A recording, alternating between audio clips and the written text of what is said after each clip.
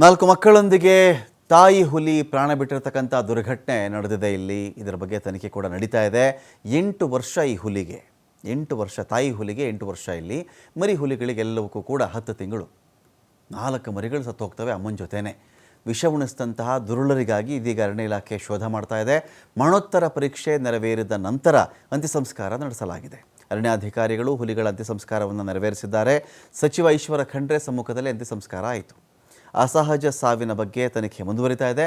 ಹುಲಿಗಳ ದೇಹದಿಂದ ಪ್ರಮುಖ ಅಂಗಾಂಗವನ್ನು ಸಂಗ್ರಹ ಮಾಡಲಾಗಿದೆ. ವಿಷಪ್ರಾಶನವಾಗಿದ್ದಾಗ ಆ ಪ್ರಮುಖ ಅಂಗಾಂಗಗಳನ್ನು ಪರೀಕ್ಷೆಗೆ ಅಂತ ಎತ್ತಿಟ್ಕೊಂಡಿರ್ತಾರೆ ಅವರು.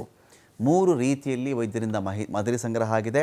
ಪ್ರತ್ಯೇಕವಾಗಿ 3 ಲ್ಯಾಬ್ಗಳಿಗೆ ಸ್ಯಾಂಪಲ್ ರವಾನೆಯಾಗಿದೆ. ಗೋಮಾಂಸಕ್ಕೆ ವಿಷವನ್ನು ಬೆರೆಸಿ ಹುಲಿಗಳನ್ನು ಕೊಂದಿದ್ದಾರೆ. ಇಲ್ಲಿ ಹೂಗ್ಯಂ ವಲಯದ ಮೀಣ್ಯಂ ಅರಣ್ಯದಲ್ಲಿ ಆಗಿರತಕ್ಕಂಥ ಘಟನೆ ಇದು. ವಿಷ ಉಣಿಸಿದ್ದು ಯಾರು ಅಂದರೆ ಹಸು ಮೇಯಿಸುವ ಕಾಡಂಚಿನ ಗ್ರಾಮಸ್ಥರ ಬಗ್ಗೆ ಬಲವಾದ ಅನುಮಾನ ಇದೆ. ಇಲ್ಲಿ ಹಸುವನ್ನು ಕೊಲ್ತಾ ಇತ್ತು, ಹಾಗೆ ಹೀಗೆ ಅಂತ ಪದೇ ಪದೇ ಕೊಲ್ತಾ ಇತ್ತು. ನಾವೇನು ಮಾಡಬೇಕು? ಹಸುಗೆ ದುಡ್ಡು ಹಾಕಿದ್ದೀವಿ ನಾವು, ಹುಲಿನೇ ಸಾಯಿಸ್ಬಿಟ್ರೆ ಯಾರು ಬಂದು ಕೊಲ್ಲೋದೇ ಇಲ್ವಲ್ಲ ಹಸುನ. ಈ ಒಂದು ಲೆಕ್ಕಾಚಾರದ ಆಧಾರದ ಮೇರೆಗೆ ಕಾಡಂಚಿನ ಗ್ರಾಮಸ್ಥರು ಈ ಕೆಲಸ ಮಾಡಿದ್ದಾರೆ. ಹುಲಿ ದಾಳಿಗೆ ಹಸು ಬಂದು ಬಲಿ ಶಂಕೆ ಇದೆ.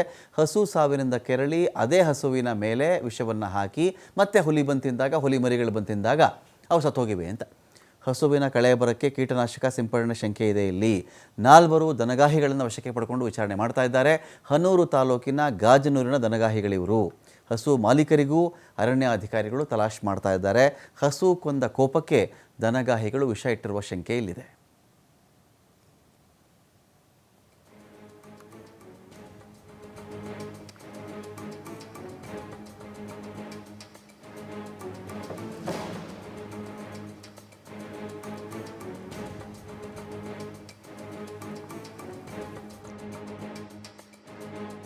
ದುರಂತ ಈಗಾಗಲೇ ಹೇಳಿದ್ದೇನೆ.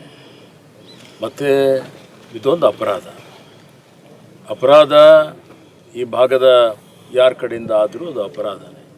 ಯಾರು ಅಪರಾಧಿಗಳಿದ್ದಾರೆ ಅವ್ರ ಮೇಲೆ ಕಾನೂನು ರೀತಿಯ ಕ್ರಮ ತೆಗೆದುಕೊಳ್ಳಲೇಬೇಕಾಗ್ತದೆ.